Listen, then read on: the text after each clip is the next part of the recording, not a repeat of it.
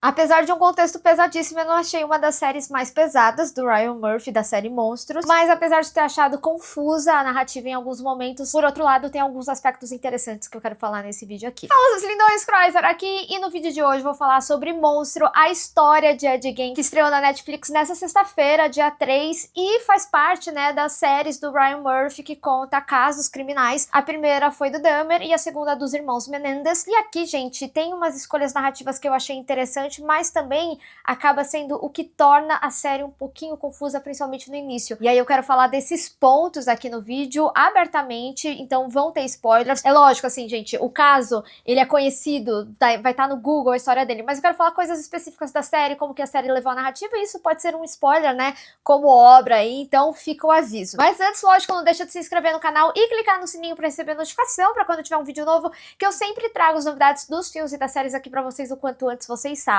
Aqui nessa terceira temporada, né, de Monstro, a gente acompanha a história de Ed Gein, que morava em uma fazenda distante, em Wisconsin, e que devido à relação que ele tinha com a sua mãe, que tinha uma religião extrema ali, e também por viver na fazenda, afastado, ele acabava tendo uma relação problemática, mas ao mesmo tempo, certa obsessão ali, né, principalmente pelo que a mãe falava das mulheres, né, ela acreditava que todas as mulheres eram Jezebel, e ao mesmo tempo, criou-se uma relação de obsessão do Ed pela mãe, né, um amor muito grande pela mãe, tanto que é o que a gente vê, né, a partir aí dos crimes que ele cometeu, tudo era muito relacionado no entorno da mãe, até mesmo em relação ao que era a realidade de fato. E esse é um ponto interessante, tá, gente, sobre o que era a realidade, porque eu senti que depois, até estudando mais sobre o caso, quando eles falam, né, que ele teve esse diagnóstico de esquizofrenia, e aqui eu entro num âmbito até meio polêmico quando a gente tá falando de uma obra do Ryan Murphy, principalmente dessa série de Monstro, porque muita gente achou, eu não lembro se foi no Dahmer ou nos Irmãos Menendez, que muita gente condenou a escolha narrativa porque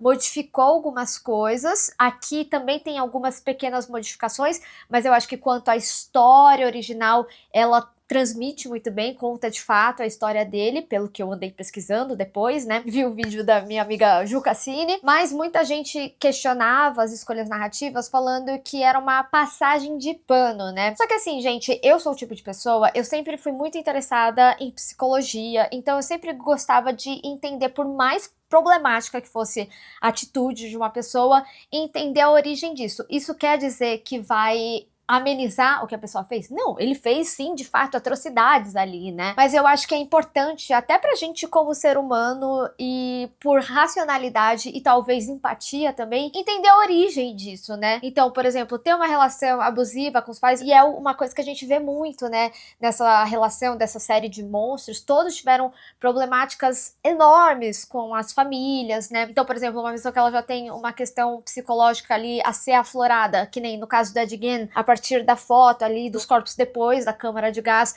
que foi o que gatilhou ele. Isso, inclusive, traz o que eu achei mais interessante da série, que foi a narrativa de crítica e autocrítica sobre essas obras de serial killers, de assassinos, de terror de uma forma geral, né? Na entrevista que a Ju Cassini fez com o ator, né, que representa aí o Ed Gein, ele fala justamente disso, né, que a série ela traz esse questionamento de quem que é o monstro? É o Ed Gein ou o Hitchcock, quando fez Psicose, que é um filme baseado, né, na história dele, e transformou ele ali no monstro, ou a gente que consome esse conteúdo e aprecia esse conteúdo, né, porque depois quando a gente vê que o Hitchcock criou esse novo gênero, né, que eles até chamam ali de terror sexual, né, no meio da série, a gente já vê uma percepção diferente de quantas pessoas assistiram Psicose no cinema, elas saíram vomitando e etc. E depois, né, a gente vê as pessoas assistindo, rindo, se pegando ali no meio do cinema, a relação muda, e principalmente por esse pós-guerra, né, pós-Segunda Guerra Mundial,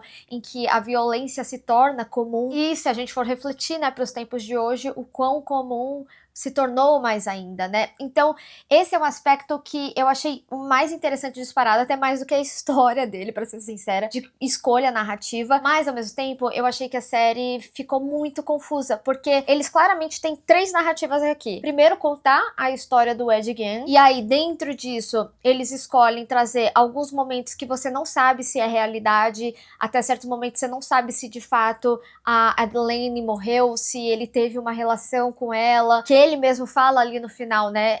Pô, pra uma pessoa na minha condição, eu até questionei se a gente de fato teve algo, porque você falou nos jornais, né, que você mal me conhecia, então ele não sabia se tinha vindo da cabeça dele essa relação, que ele construiu essa relação, e aí a série, ao longo dela, imprime isso na sua narrativa, então alguns momentos a gente não sabe se de fato eles estão acontecendo ali, mas eu acho que isso eles conseguem deixar bem claro aqui, mas aí eles escolhem mais dois aspectos narrativos, que é esse questionamento de monstro e dentro dele trazer essa contemplação ao cinema de certa forma, ou certa crítica também, para trazer como a história dele inspirou não só outros assassinos muito conhecidos aí na história, como a gente vê depois também o Charles Manson, mas no cinema em si. Então tem adaptações como Psicose, O Silêncio dos Inocentes, O Massacre da Serra Elétrica, tudo no entorno dele, e eu confesso pra vocês que eu não sabia dessa informação, achei interessante, aprendi aqui com a série, e tudo dentro dessas personas, né, que ele incorporava ali. Então eu acho que a série, ao mesmo tempo que ela quis trazer essas discussões que elas são interessantes,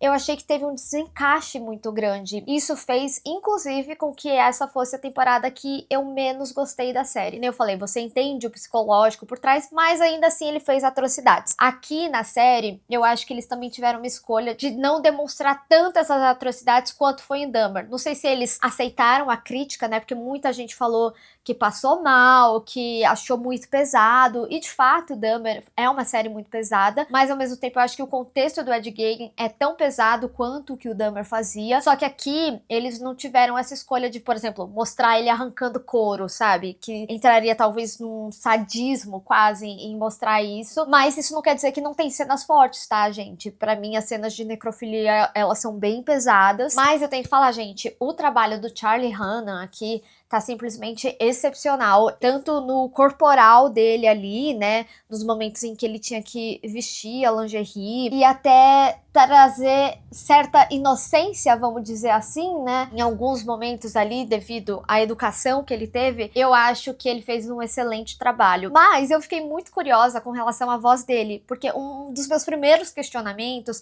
foi, nossa, ele falava assim? E o Omelete também entrevistou o ator, e um dos aspectos que o Charlie respondeu que eu achei muito interessante é que ele falou que ele teve acesso a uma fita, né, que foi uma das poucas entrevistas que ele deu, mas que a voz foi uma criação dele. E o que eu achei interessantíssimo é que ele falou que ele colocou na voz, porque é amedrontadora, assim, né, é uma voz que ela é meio calma, assim, e tal, mas você fica tipo, meu, que medo, né? Então ele falou que ele realmente ele colocou muito dessa voz ali nele, né, pra trazer certa leveza nesse trabalho corporal, de não carregar tanto ele em algumas cenas, né? Ed Gein, especificamente a história de Ed Gein, foi uma série que tiveram trabalhos expositivos do que aconteceu de forma diferente do que foi Dahmer. Então ela se torna, entre aspas, uma série mais leve dentro de um contexto pesadíssimo. Principalmente, né, quando você pensa no contexto, pô, gente, desenterrava, fazia, né, coisas ali com os corpos, a criação de objetos com o couro das pessoas. Muito mórbido, muito, muito mórbido. Então, assim, de uma forma geral, ela foi uma série realmente que eu gostei bastante, mas eu acho que a escolha narrativa, ela se torna confusa, o que vai atrapalhar muitas pessoas a dar continuidade na série, mas ao mesmo tempo eu acho que ela traz um contexto interessante.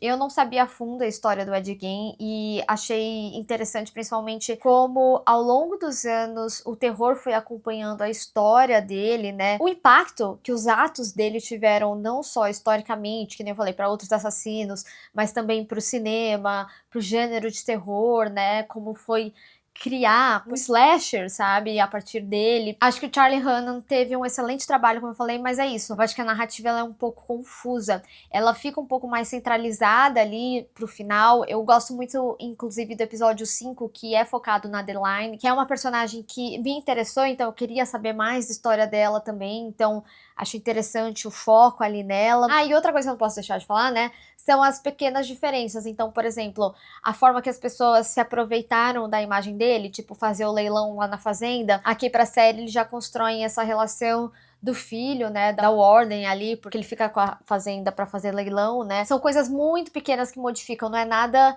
pelo menos do que eu achei relevante, né, quanto à história real dele ali. Tipo, a série ela traz umas liberdades visuais por ser uma adaptação audiovisual. Eu acho que a série retratou bem nesse sentido, no que ela se propôs contar ali. Mas é isso, eu acho que é uma série que quis trazer tantos âmbitos pra discussão que acabou tornando ela um pouco confusa, um pouco mais difícil de assistir, e ainda dentro disso, né, trabalhando com essas alucinações do próprio Ed Gein, em que você não sabe o que é real. Tipo a cena ali, né, do rádio no final, dele conversando com a atriz, e depois a gente descobre que era ele mesmo fazendo as vozes ali com ele, né? Mas na série antes tem outros momentos que não ficam tão claros, inicialmente pelo menos. E assim, eu não gostei do final. Achei cafona, achei meio tosco como termina. Mas é isso, né, gente? O Ryan Murphy nem sempre acerta. The Politician tá aí pra comprovar, por exemplo. Mas eu quero saber de vocês. Vocês conheciam esse caso? O que vocês acharam da série? Vamos discutir. Bem, pessoal, espero que vocês tenham gostado desse vídeo. Não esquece de deixar o seu gostei e compartilhar nas redes sociais, inclusive me segue lá. Se inscreve no canal e clica no sininho pra receber notificação pra quando eu tiver um vídeo novo. Eu te vejo no próximo. Tchau!